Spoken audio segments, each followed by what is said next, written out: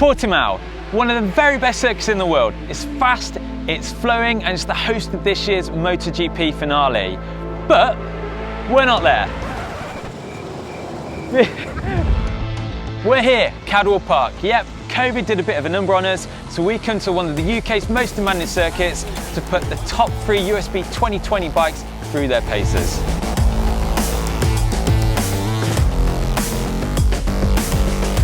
So these are the 3 best bikes out of the 9. Firstly, we have last year's winner, BMW's S1000RR M Sport. Mega bike on road and track. Number 2, Aprilia's RSV4 1100 Factory. Now this just got beaten last year at Parma, so it's going to be really close between these two. But then number 3, which we're really excited for, is Honda's all-new Fireblade RR-R SP. It just about got itself in on being so good on the data. Now we've kitted them all out with some really sticky Michelin Power Cut 2s. We're going to spank a load of laps, set them up against the clock and see which one's the winner. For this part of the test, we're going to be pushing hard on track and going for a lap time, so it's always better to be safe than sorry. That's why for part 2 of the test, we teamed up with R&G, who've kitted these bikes out and kept them safe for us.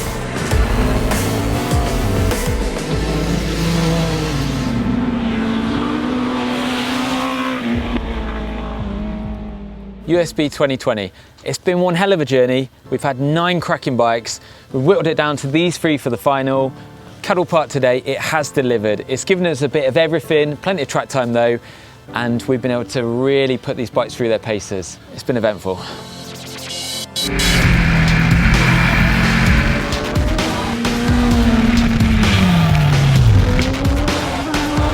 So we're going to cut straight to it. In 3rd place, last year's winner is BMW's S1000RR M Sport. What was wrong with it?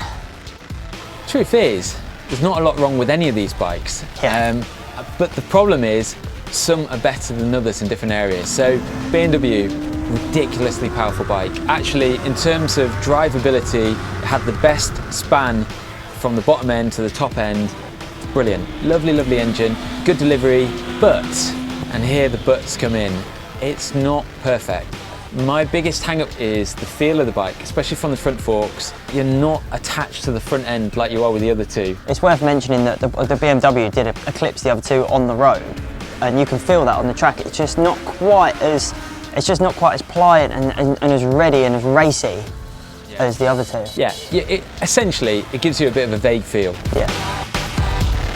And to be honest as well, the electronic suspension, when compared to the Öhlins Gen 2 of the other 2 machines, it just isn't as good. Yeah, straight up. That's the truth of it. I agree, 100%. Yeah, it just doesn't deliver the same kind of tactile feel, you know, and grip and confidence that the other 2 give you.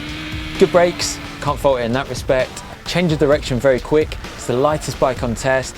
It comes with carbon fibre wheels. Yeah, they make a big difference with a little chicane. Yeah, you can really feel that it wants to change direction. Lots of positives, but also quite a few weak areas. Little things like the quick shifter. Yeah, the quick shifter blipper feels like it's there and you click it, but it's just not, it's not positive enough for me. Like, and a couple of times I actually going from 2nd to 1st. That was the only bike that I caught neutral a couple of times, and it does catch you out. Well, you did well to hook neutral, because I couldn't even find it, even when I was static, genuinely. Electronics wise, it's got good electronics. They've all got great electronics. You know, you can crack the throttle hard. You've got that safety net around you when you are driving. The dynamic traction control is doing its thing.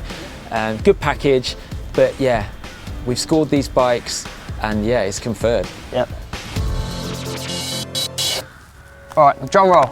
Number 2. Yep, Aprilia. That was a surprise. Yeah. They seem to just push it on slightly and slightly, didn't they, Aprilia? Like, same bike, it's brilliant base. This year it's got the updated Öhlins electronic suspension, and I've got to say, it actually made a really big difference. It surprised me. Yeah, it did, yeah.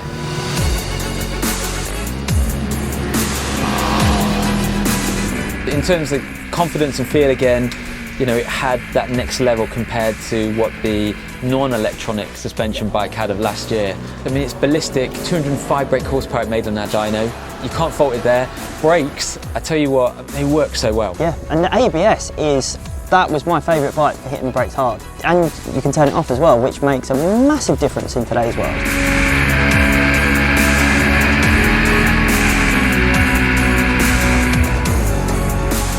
What would you change? I just want more drive laid down. That's my big thing.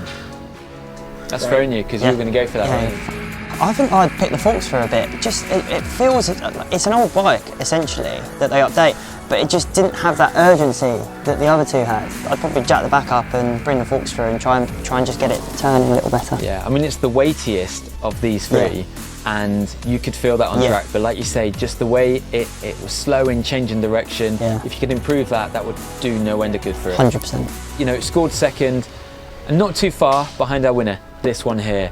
Honda has done something amazing. We've been waiting for this bike for a hell of a long time, but now they've delivered it.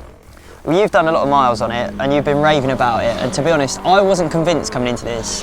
I don't like it as a road bike personally. I was excited to try it on track, but I did not expect it to be as good as it was. I've got to be honest, my first session on it today, I was riding it around thinking, I'm not too sure about this. It was quite hard work. You have to dial into that bike, and also you have to appreciate that the gearing is so tall. I mean, I've never used first in corners where I've been using first here today, and I've been riding this place for 16 years.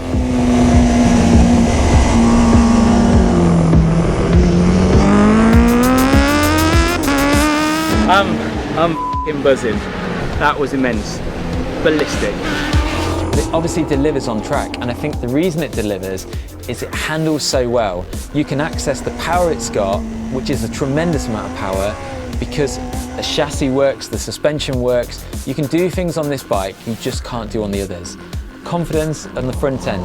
I was sick of you going on about it, but I was excited to jump on it, and when I got on it, I thought I was going to just go through the front of it and turn that quickly. Like the way it rails into corners, you have to physically dial your head in. Like, it just turns in so tight. And because it's got such good feel, you do trust it, and then the next thing you know, you kind of want it more and more and more, and it's just such an exciting bike. And the sound of it is amazing. It's the best sounding bike at this bunch for me. And I can't believe it made it through, you know, legitimately made it through noise testing this morning with 95 decibels reading at 5,500 RPM, which was impressive.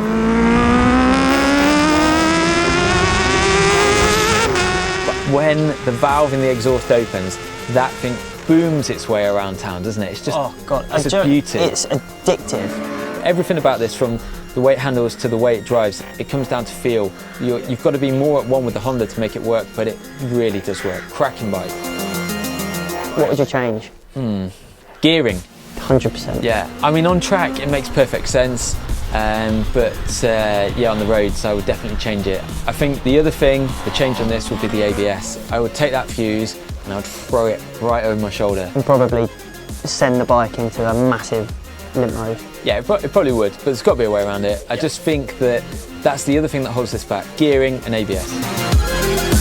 We've ranked the scores, this is our winner. It's been an epic journey. Thank you for following us. Let's do it again next year.